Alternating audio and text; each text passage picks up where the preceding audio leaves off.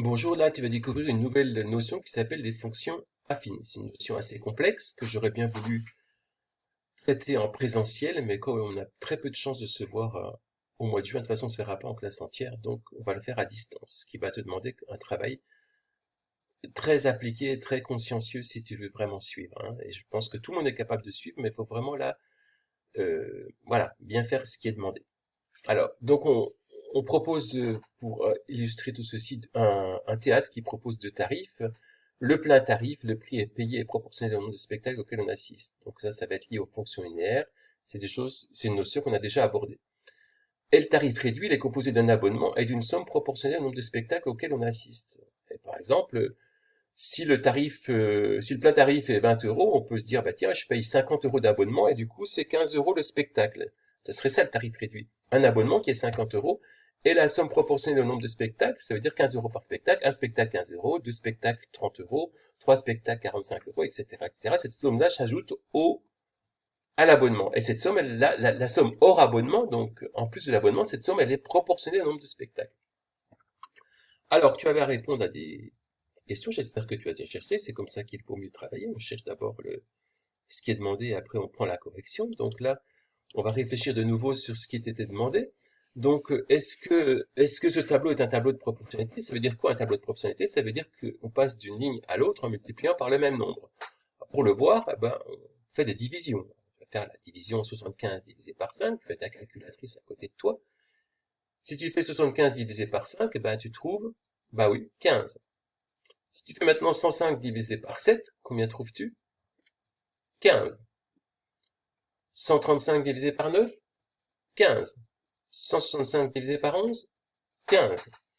185 divisé par 13, 15. Donc tous les quotients sont égaux. Ça veut dire que pour passer du nombre de spectacles au prix à payer, on multiplie toujours par 15. Et donc que le prix à payer est proportionnel au nombre de spectacles. Et ce 15, c'est ce qu'on te demandait aussi, c'est le prix d'un spectacle. J'ai 5 spectacles à 15 euros, ça fait 75 euros. J'ai 7 spectacles à 15 euros, ça fait 105 euros, etc., etc. Il fallait mettre sur le graphique, placer les points correspondant aux données du tableau. Alors, pour 5 spectacles, ça fait 75 euros. Alors, choisis une couleur pour les croix, puis dans le tarif réduit, il y aura une autre couleur pour les croix. Donc là, je choisis la couleur bleue pour le tarif plein, la couleur rouge pour le tarif réduit. Pour 7 spectacles, ça fait 105 euros. Pour 9 spectacles, ça me donne 135 euros. C'est juste entre 130 et 135. Pour 11 spectacles, 165 euros. Pour 13 spectacles, 195 euros. Tu vas prendre ta règle, tu vas tracer une droite qui va passer par l'origine du repère puisque les points sont, puisque le prix payé est proportionnel au nombre de spectacles. La droite, les points sont alignés, mais en plus, la droite passe par l'origine du repère. En fait, pour matérialiser le fait que pour 0 spectacle, ben, je veux aucun spectacle, je paye 0 euros, ce qui est normal. Donc, ah, et maintenant, tu vas voir là, ce que tu dois écrire dans ton cahier si tu ne l'as pas encore écrit. On multiplie le nombre de spectacles par 15 pour trouver le prix payé. Pour ce tarif, le prix payé est proportionnel au nombre de spectacles. J'insiste bien pour que ce soit écrit correctement. Le prix d'un spectacle est 15 euros. Sur le graphique, les points sont alignés avec l'origine du repère car le prix est proportionnel au nombre de spectacles et non pas U nombre de spectacles. Voilà le plein tarif qui a été étudié. On va passer maintenant au tarif réduit. Donc la première question, donc là j'ai remis le tableau qu'on te donnait. Pourquoi le prix payé n'est pas proportionnel au nombre de spectacles? Ben même principe que, alors là, on est toujours dans le premier tarif, mais là, j'ai tracé la droite que tu devais tracer qui passe bien par l'origine du repère, hein. D'accord? On est toujours dans le tarif plein, là. C'est ce que je t'avais demandé de faire. Il faut matérialiser cette droite qui passe par l'origine du repère. Alors, on passe maintenant au tarif réduit. On se pose la question, pourquoi le prix n'est pas proportionnel au nombre de spectacles? Intuitivement, on voit bien que l'abonnement, on le paye qu'une fois, hein, on le paye pas à chaque spectacle, il est payé pour tous les spectacles. C'est ça qui va empêcher la proportionnalité. Alors, mathématiquement, pour savoir si le prix payé est proportionnel au nombre de spectacles, il faut se poser la question, est-ce que je passe de là à là en multipliant par le même nombre? Donc, je vais faire des divisions. Alors, si je fais 90 divisé par 5, ça fait 18. Si je fais maintenant 110 divisé par 7, ça nous donne environ 15,7. C'est pas la même chose. D'accord? Donc, comme on ne trouve pas la même chose, ça veut dire que le prix payé n'est pas proportionnel au nombre de spectacles. Les deux quotients ici ne donnent pas le même résultat. Il fallait ensuite, comment dire, placer les points correspondant aux données du tableau, placer ces points dans le repère. Alors, pour 5 spectacles, ça fait 90 euros. Pour 7 spectacles, ça nous donne 110 euros. Pour 9 spectacles, 130 euros. Pour 11 spectacles, 150 euros. Et pour 13 spectacles, 170 euros. Alors pour l'instant, on n'a encore pas étudié ce genre de graphique, mais tu devrais pouvoir conjecturer que les points sont alignés avec, mais pas avec l'origine de repère. Les points sont alignés. On va voir jusqu'où va aller la droite. Et on va essayer de comprendre tout ça. Je te laisse faire une pause pour bien placer tous ces points et on va répondre aux questions suivantes. Ah oui, avant de répondre aux questions suivantes, observons un peu mieux ce tableau. Tu peux voir que là, de 5 à 7, j'ai 2 spectacles en plus, ça nous donne 20 euros en plus. De 7 à 9, 2 spectacles en plus, de 20 euros en plus. De 9 à 11, 2 spectacles en plus, 20 euros en plus. De 11 à 13, 2 spectacles en plus, 20 euros en plus. Il y a une régularité dans le tableau.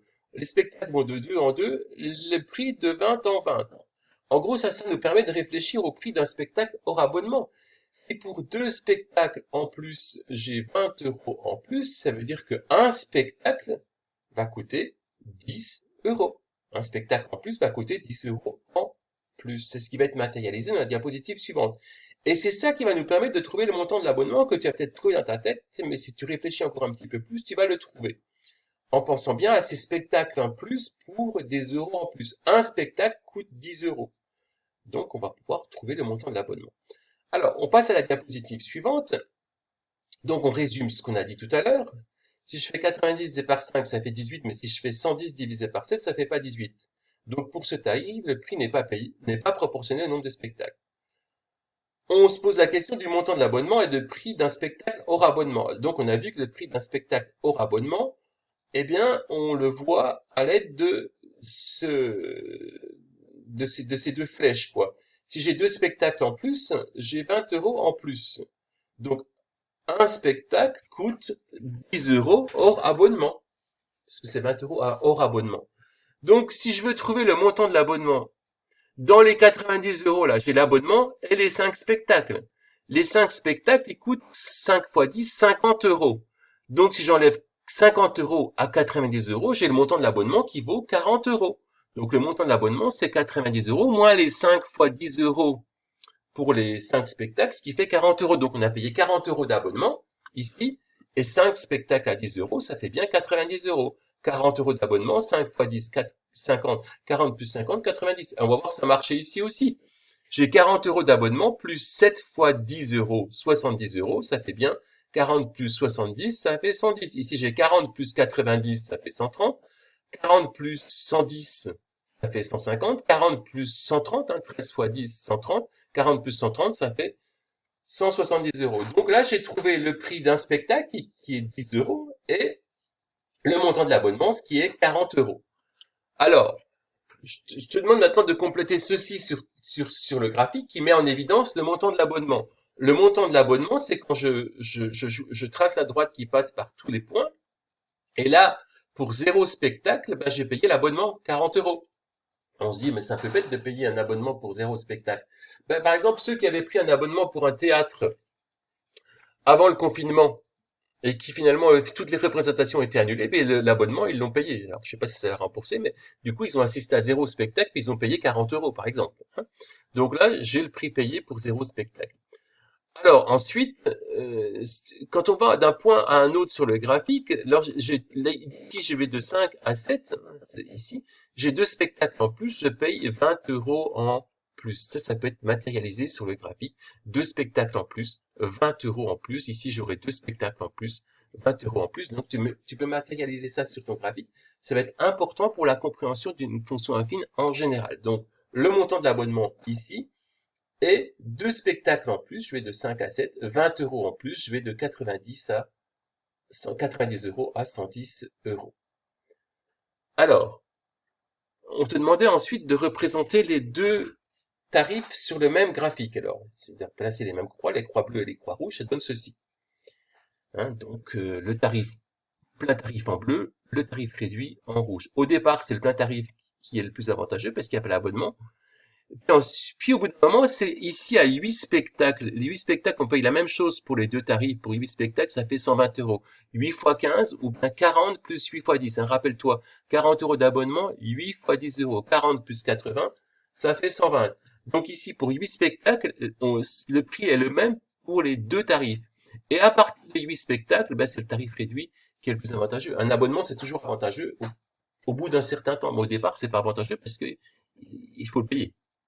Il faut un certain nombre de spectacles pour qu'ils soient avantageux. Donc, on te posait la question, à partir de quel nombre de spectacles le tarif réduit est le plus avantageux? Ben, c'est à partir de 8 spectacles que le tarif réduit est le plus avantageux. Et puis après, on te demandait de trouver en fonction de X le prix payé pour chaque tarif.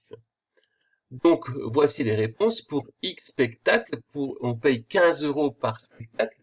Pour 2 spectacles, 15 fois 2. Pour 3 spectacles, 15 fois 3. Pour 4 spectacles, 15 fois 4. Pour X spectacles, 15 fois X, 15X.